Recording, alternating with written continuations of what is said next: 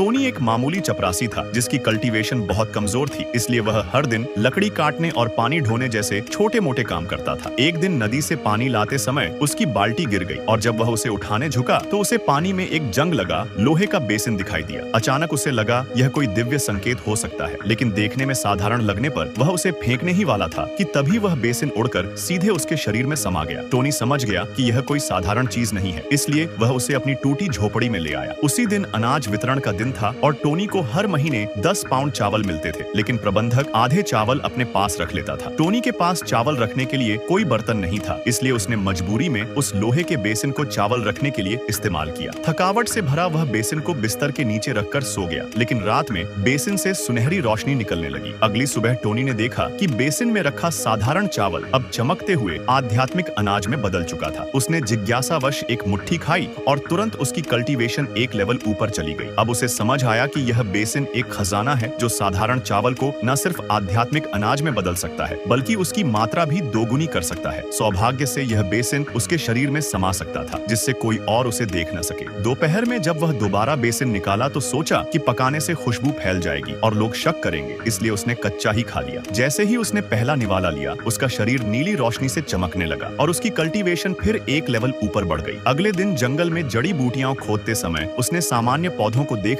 उन्हें भी बेसिन में डालने का विचार किया। जैसे ही उसने ऐसा किया, एक और सुनहरी रोशनी फूटी और पौधे हाई क्वालिटी की औषधियों में बदल गए, जिनकी ऊर्जा को आत्मसात करके उसने एक ही दिन में और 2 लेवल पार कर लिए। इस चमत्कारी प्रगति ने उसे अंदर से आश्चर्यचकित कर दिया, क्योंकि बाकी लोग जिन लेवल को पाने में सालों लगाते हैं, उसने उन्हें कुछ घंटों में पा लिया। लेकिन जैसे ही वह पानी भरकर वापस लौटा, 2 सीनियर बहनों ने उसे रोक लिया और बताया कि पहाड़ी झरने का पानी मटमैला हो गया है और सेक्ट ने उसकी जांच शुरू कर दी है। टोनी का दिल बैठ गया, क्योंकि वह जानता था कि वह पानी लाने वाला अकेला था, इसलिए शक सबसे पहले उसी पर जाएगा। उन दोनों ने उसे सफाई देने का मौका तक नहीं दिया और सीधे आरोप लगा दिया। टोनी कुछ नहीं बोला, बस चुपचाप सब कुछ सहता रहा।